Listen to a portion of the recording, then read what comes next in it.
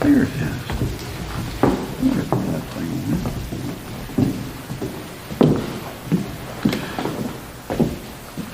Good morning. Thank you. Please be seated. Morning scripture is taken from St. Paul's letter to the Romans, 13th chapter. Comes out of the Message. Be a good citizen. All governments are under God, that insofar as there is peace and order, it's God's order. So live responsibly as a citizen.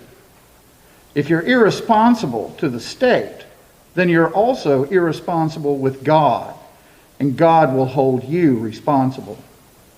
Duly constituted authorities are only a threat if you're trying to get by with something. Decent citizens should have nothing to fear. Do you want to be on good terms with the government? Then be a responsible citizen, and you'll get on just fine. The government working to your advantage. But if you're breaking the rules right and left, watch out.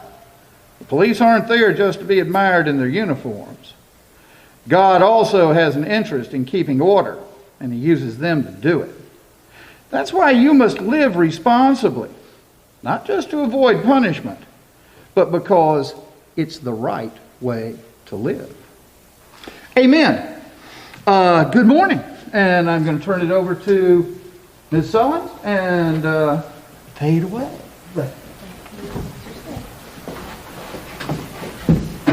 Good morning, Webb community. We have a really special treat for you today. We will be interviewing our fearless leaders.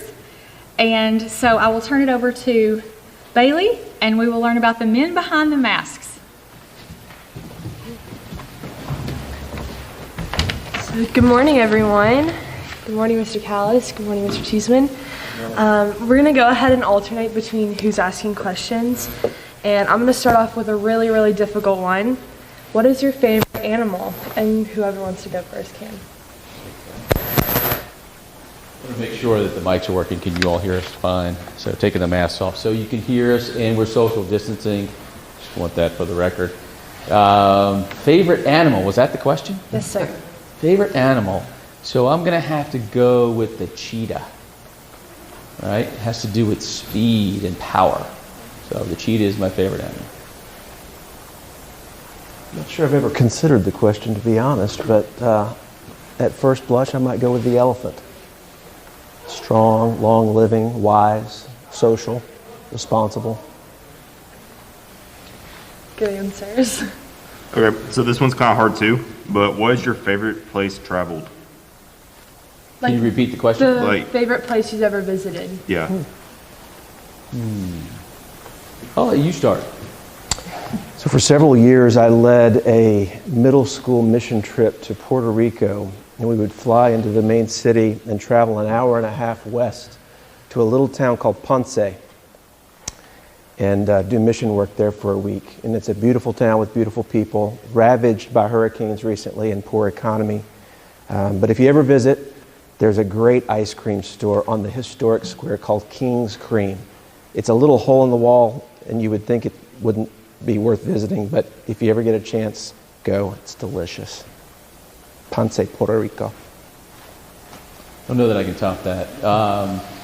One of the habits that our family has is to visit Oregon often, and it has to do with track. It was the general impetus, but during that time, finding a place called Yachats, Y-A-C-H-A-T-S. A lot of feedback. I don't know if you're getting that.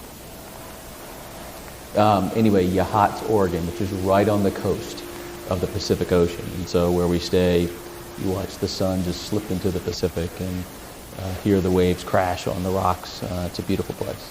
Highly recommend it. When you were younger, what did you believe you would grow up to be? What were your aspirations? So some children say when they grow up they want to be an astronaut. Some say they want to be a doctor. What were yours?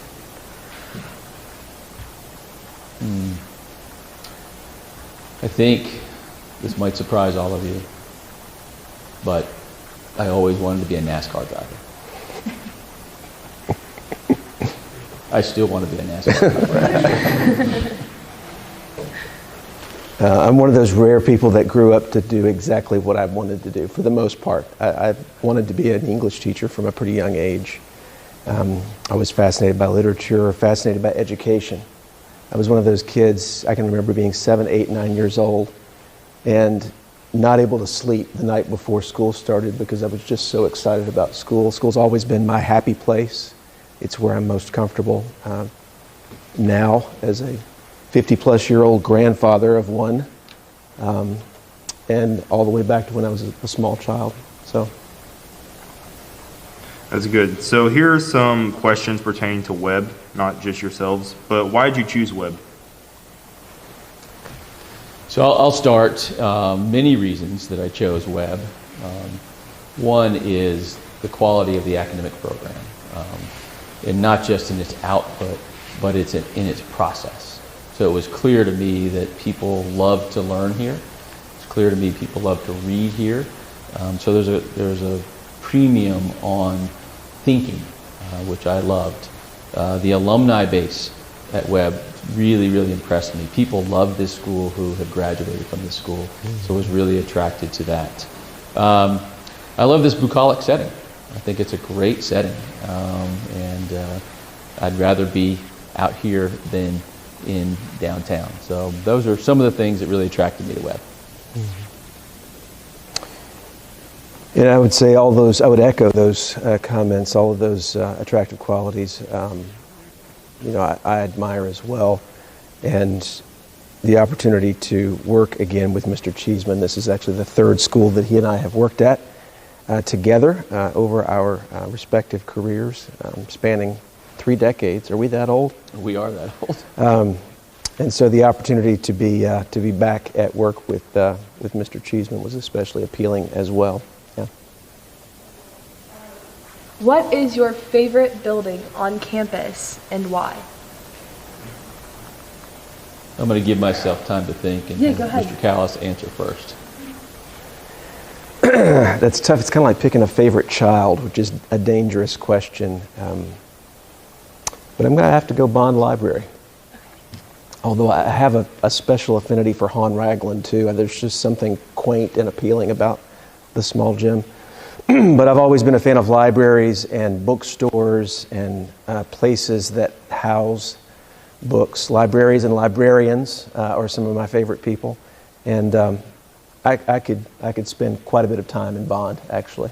I'm trying to figure out a way to move my office to Bond, actually. But we'll see if I can figure that out. Fight Mr. Bidwell. Yeah. So I too am a fan of libraries and love our library. I particularly love the fireplace, love all the books. But I would probably say the admission building. I think it's beautiful. It's every time I walk in, it is a very happy vibe. Partly because of the people who have been there, I'm sure. But I just think it's old, it's traditional. So I love that building. Mm-hmm. All right, good. So, Mr. Cheeseman, this is only for you, but why did you choose to become the headmaster here? Here particularly, or generally headmaster? No, just here at Webb. So similar to my earlier answer about the things that attracted me to Webb, but I think in addition to those things that Webb has untapped, unbelievable, limitless potential. I think Webb can be the premier day boarding school in the United States. The traditions we have, the foundation we're building on, the student body we have, alumni base, really attracted me to say, hey, let me help Webb partner with the good people there to help it become the very best small day boarding school in the country. Thank you. Mr. Cheeseman, this question is also for you. In the past, the headmaster has made it a point to know the names of each student in the school. At this point in the school year, about how many students' names do you think you know? Wow, there's a pressure-filled question. Yes. I would say I probably am pretty good with 50, 70 students in their names. And I'll get all their names by the end. So it's important to me too, to know names of students. So. You should ask Mr. Callis that question, see how he does. Mr. Callis, would you like to answer the question? Less than 50, but it's important to me too. I will tell you though, I don't know if you've encountered this, Mr. Cheeseman, it's a little harder with the masks, Yeah, right? much harder. You guys know each other unless you're a new student, and so mask or no mask, you recognize each other often at a distance. For us, when you're masked up, it's a little harder to figure out who you are. But I don't know, I'm probably in that 30 to 40 range and growing every day. So when you see us on the sidewalk, please introduce yourself. Even if you've already done it before, do it again. It'll help. And if we have asked you 14 times now, remind me of your name, just go along with us. With it. So these next questions were brought forth by the student body. So the first one is, will we get dessert back during lunches? We've only had dessert twice. What's up with that? I love These are dessert. groundbreaking questions. Yes, they are groundbreaking, and the student questions are the ones that make me the most nervous. So I'll answer by telling you this. So I have put Mr. Callis in charge of all food service. So I'm going to defer to Mr. Callis on that one. Mr. Yes. Callis, would you care to talk to the students? Yeah, so on the why we food don't service have folks dessert? report to me, and I think Mr. Dozlov does a great job with that department. And as a person who loves to eat and loves dessert, guilty as charged. I'll have to look into that. So it's not our history to Normally not there have. is dessert every day. Yeah, I don't. That's not at my direction, but I'm absolutely the guy to figure it out. So I will check on it. I'm a dessert fan too. So. We have lots of witnesses here. Yeah. He's going to check it out and make sure that you have more desserts. That's what I hear him saying. You guys hear him saying that? Okay. Banana pudding. You didn't ask, but favorite dessert has to be on that list somewhere. Banana pudding. Pecan pie is also very good. So. The next question is very similar, and I think that if you could just elaborate more on how the decisions for lunch are made. This question was brought forth saying that there used to be pizza served most days, and now there is not, which causes some students to not come to lunch at all. How do you decide on what days there's pizza? There was pizza every day? 3 days a 3 week. days a week. Don't you get tired of pizza? I don't know. How the decisions are made, first of all, there's nutritional guidelines that they have to meet. So every menu, they plan their menus 1 month in advance. Those menus first go through a registered dietitian to make certain that they're balanced. And then they're trying to make things that you're going to eat. It does no one any good to go through the trouble of preparing food that you won't show up and eat. So I'll be happy to talk to them. And frankly, I think it would be helpful if there was a student, a committee, an input of students. Let them know what you're interested in eating. They're interested in feeding you. They're happy when your stomach is full. So if they're not making something that you're eating, that's something they're going to want to know about. So it may be helpful for me in talking to them if I had a group of students, not all the students, but a representative group of students who can help input into menu planning. I guarantee you, Mr. Dozlov wants to make whatever will make you full and happy. We'll work on it. Yeah. So I think you just heard the greatest benefit of this interview, right? Yeah. So a student committee is being formed to work with Mr. Callis to have influence and input on the menu. So there you go. So other than lunch, we're going to go to dress code. So one student asked, can we have 3 polo days instead of 2? Well, do you know whom I put in charge of dress code? I'm guessing Mr. Callis. Nope. Mrs. Sullins, right behind you, is in charge of dress code. And you were given one additional day from last year. Which we are very thankful of. Yes. So Next question. Here's what I would tell you about dress code. I don't have strong feelings about dress code other than it needs to be neat and tidy. But as you can imagine, people are all over the place in terms of how much they want it to be more uniform, less uniform. So what I think I know is Ms. Sullins is one who listens. So take that to her and she'll consider it. She may not be a yes, but we'll see. I didn't throw you too much under the bus, did I, Ms. Sullins? No, sir. Okay, good. So going to the school, why is there a break after C period? Couldn't we get out of school earlier than 3:20? Most of the kids are crowding the halls in big groups because of this break. Will you be surprised to know that I have no idea to the answer to that question? It's a Mr. Kari? Mr. Kari I question. actually believe I know the answer. Wow. Yeah, it's because they sanitize the classrooms in between those. Because like normally you have a longer break in between classes on the other days, so they said that's for sanitization. So, but the bigger picture here is anything like that, that's something we want to hear from you. If we can make adjustments, it makes sense to make adjustments, then we want to do that. But in this case, it may not because it may be a safety thing. I'm not sure of that. Okay, the next question is, can the school open the library during the weekend times for those students who want to study? Theoretically, yes. Practically, where is this little? This little, I think, Okay, so I mean, I think that's something we certainly can look at, and we may already do some of that you may not know. I don't know, but that's a reasonable request that I'm not going to say yes or no to right now. Okay. Why has the tornado siren only gone off once this year? Where is the tornado siren at? yeah, they actually both went out. There's another one in downtown that's also out of commission, and ours is out of commission. We're aware of it. I wasn't aware of it because I was new to campus, so I didn't realize that this thing was supposed to do a test pattern every first Wednesday of every month or something like that. And so we went the whole summer and no one ever heard the siren, including me. But again, I didn't know I was supposed to be hearing the siren. So discovered it about 2 weeks ago. The parts needed to repair it are on a boat from China, and it's in the works. So we're aware it's not working. We're trying to fix it. Okay. So why did you ban dodgeball? What was Mr. the question? Cheeseman, why did you ban dodgeball? Oh, well, you would be surprised to know how many times I had conflict from parents and students in my office over the game of dodgeball over the years.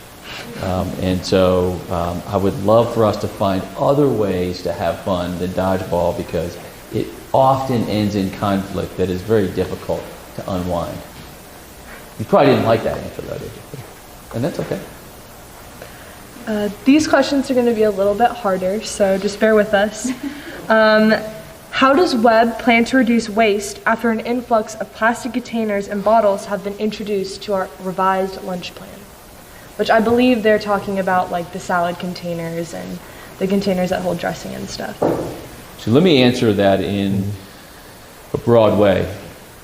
A similar question was asked of me in an alumni Zoom meeting over the weekend. And here's my answer. I think that we at Webb have a long way to go in becoming a much greener school. And this is one particular way that we need to find a consistent way for us to manage recycling on this campus. I frankly have been very surprised in the negative that we don't recycle more and more effectively. That's been the case in every one of my schools that we've done this much better. So I would kind of throw it back to the students to say, hey, let's work together and figure out a way that we can recycle, and not just recycle, let's go beyond just recycling and become a much greener campus. And I think it's our responsibility to be stewards in that way. I would add to that that we made a conscious decision in our COVID preparedness plans to use some materials that aren't easily recyclable in exchange for safety. So you mentioned the clamshell containers. Those clear containers that the salad comes in are called clamshells. They're not easily recyclable. There's no common way to recycle those. The packets that you tear that your salad dressing is in, also ketchup and mustard packets. Those too are not easily recyclable. So why would we use those? Well, you didn't last year. If you remember, you had a salad bar. You went to the dining hall and you made your own salad. And now with COVID being the way it is, we really didn't have that as an option. So my hope is that is a temporary condition. And as the COVID, infection rates come down and we get a vaccine and this gets under control, we can reclaim some of those processes that are more environmentally friendly. But I would echo Mr. Cheeseman's comments. it grieves me to see a campus as green as this is not be as green in our practices. So we'll be working on that and hopefully working with you to do that. All right, that's good. So, Mr. Cowles, this one's for you, and it's a little long, so I'm sorry. But what are your main focuses for the budgeting in the foreseeable future? What do you plan to aim as a school mission? Previously, we just had give us money campaigns with no real aims. And the students felt frustrated by expenditures like an $8,000 or $80,000 statue when Chambliss is falling apart. I heard tale of a budget plan involving dorm remodeling and renovations, but us students would be interested in hearing more. I'd be interested in hearing where you heard that from, actually. All the questions were anonymous. Sure. Unfortunately. So Chambliss did get a facelift over the summer, as you noted. And let me just back up and say this. So the school is in a unique position in that there have been many, many alumni and donors over the years that have contributed mightily, actually, to the endowment of the school. And because of that, the school is actually in a very healthy financial position. Do we have money to spend on anything we want at any time we want? No. And we wouldn't do that even if we did. It wouldn't be prudent. But there's certainly nothing wrong with making an investment in a handsome statue of our founder. I enjoy seeing Sonny with his mask on in the mornings and so forth. And buildings go through cycles. So Mr. Cheeseman mentioned his favorite building on campus being the admissions building. That's an old structure, one of the 3 oldest structures on campus. And yet I think most of us would agree with him, it's a beautiful building. So just because a building is old doesn't mean that it's not attractive. Chambliss is nowhere near as old as admission and yet is nowhere near as attractive. And as much paint and new doors and whatnot as I can put on it, and we did, it still has architectural design features and so forth that make it sort of stick out on the campus. And I'm not sure it will ever fit in the way that the admissions building does, the way the old library does, these beautiful historic structures that stand the test of time. That's an architectural design that's not standing the test of time very well. It's dated. The same could be said for Davis Woolsey. The same, frankly, could be said of the building that we're in right now. They're from a design era that is dated in time, and it's difficult to sort of place them. So that's a constant struggle. And as Mr. Cheeseman and I are working with the board, we are going to be contemplating, and this is going to take 12 to 18 months probably, a comprehensive campus master plan where we look at currently every building on campus, the purpose that it's serving and how well it's meeting that need, and which buildings need to be cycled out of service and replaced by new structures. And Chambliss, to be quite honest, is on that list. Can I promise you that Chambliss is coming down and there'll be a new Chambliss, in your time here? I can't promise you that, but I can tell you that there's lots of folks that have looked at that and saying, not so sure that fits in as well as some of the other structures on campus, and I'd have to agree. Although it's much nicer now than it was 90 days ago. So the broad approach for budgeting is to use the vast resources as economically as possible, getting the most bang for our buck. We've got a lot of deferred maintenance, which is an accounting term that basically means we've not spent as much money as I would have liked us to have spent over the last 5 to 10 years maintaining our facilities, maintaining our grounds, maintaining our buildings. So, for example, we've got a lot of grass here, and that's a beautiful thing, but we've not maintained that lawn as well as I would like, and there's a lot of it. So over the next 2 weeks, we will be reseeding the grass, and we'll keep doing that year after year until we get a really nice, lush lawn back. At one time, I'm told it was that way. Now there's a lot of weeds, and we're driving vehicles on our lawn, which makes it hard to maintain. Lots of decisions like that.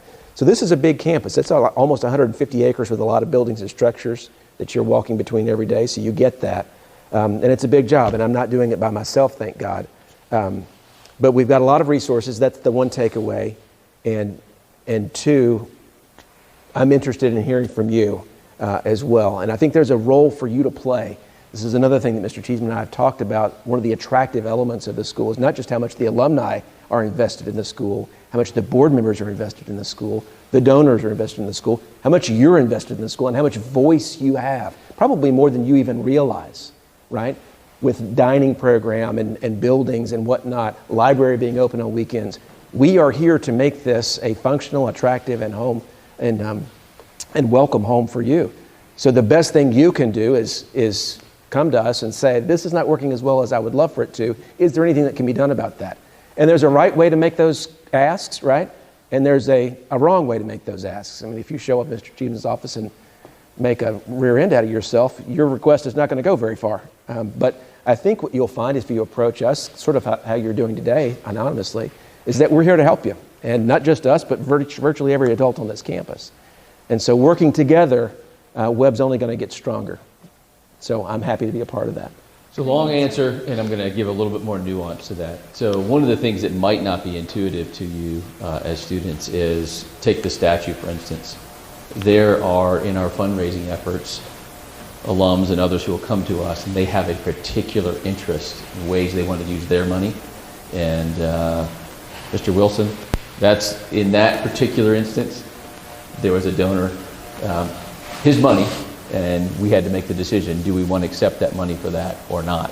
So that was not something that came out of our revenues other than a particular fundraising piece. So we will be listening not just to students but to faculty to find out what the needs are, and that will drive the budgeting process. Thank you for the clarification. This is the last question, and it states that it's for Mr. Cheeseman, but I think Mr. Callis could put some really good input on this as well. What are your plans to help students' mental health and to make an accepting and safe space for those who suffer with mental illness in our community? Great question. I think the first way to begin answering that question is mental illness is a very real and powerful thing. And so through our counselors, through our leadership team, through training of faculty, making sure we can recognize and engage students who are struggling, making sure we have resources to help them think through, heal, get better. I also think we did not create the schedule that you have this year mainly for mental health. But one of the things I've heard from many students is the pace has slowed so that you're not feeling as driven every day, day after day after day, which is part of what can really contribute to some real mental health challenges, right? And so again, conceptually back to, we want to hear students, we want to hear your ideas, we want to hear faculty to make sure that we're putting structures in place that really do attend to student mental health, faculty mental health, and particularly in COVID, it's even more pronounced. So those are a few of those things that we're putting in place. And I do want to hear from students more on the schedule. What I've heard so far is a resounding, we love the schedule. And what I asked several students was, if we have to add 5 to 10 days to the school year next year to maintain this schedule, is that something you would be willing to do because you like the schedule so much? So you guys can shoot me an email, you can talk to Mr. Kari and others about that. So, yep. Thank you so much for your amazing answers. Let's give them a round of applause. Thank you. Okay, I'm going to kick off our announcements for the day with the joke of the day. Why don't ants ever get sick? They have tiny antibodies. Thank you for laughing.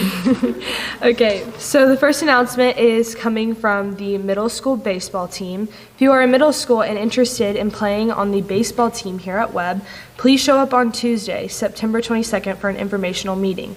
We will meet at 11:10 a.m. at the beginning of middle school lunch in front of the cafeteria. Go Feet.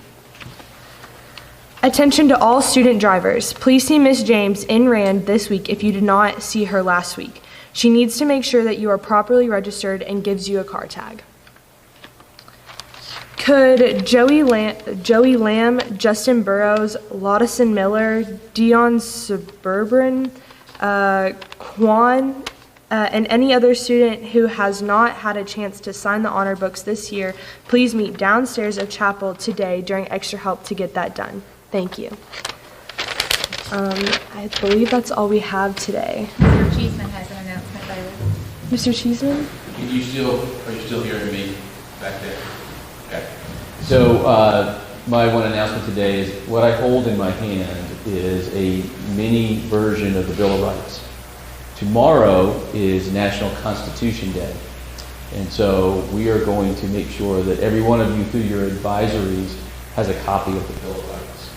And I think it's appropriate, especially now, because there's so much conflict and so much controversy over our rights. What are they exactly? What are they not? How does that play out in our country?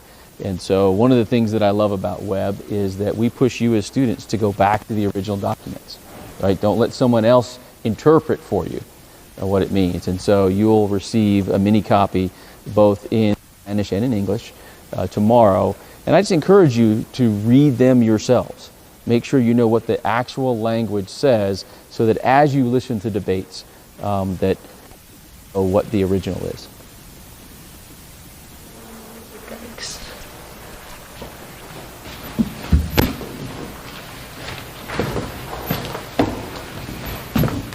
All right, just a brief word. We have our next wild trip is not this weekend, but next weekend.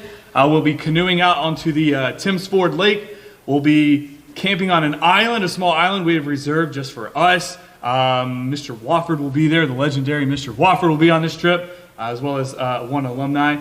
Please sign up. You don't need any experience. You don't need any gear, right? We have everything you could ever need in the trail room. Don't let that stop you. If you want to sign up for any wild trip, you have to come see me. And you have to get this little piece of paper that tells you everything about that trip, okay?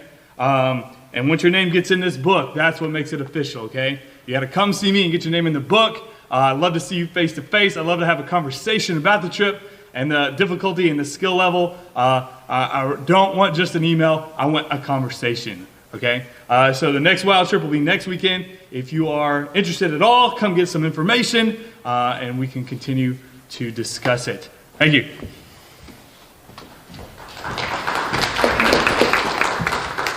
A special thank you to those of you who prepared the questions. Thank you, Bailey and Bart. Thank you, Mr. Cheeseman and Mr. Callis. Advisors, I will put the Bill of Rights in your mailboxes today so you can pick those up at your convenience. Anything else? Please stand for the pledge. I pledge allegiance to the flag of the United States of America and to the republic for which it stands, one nation, under God, indivisible, with liberty and justice for all. Seniors first!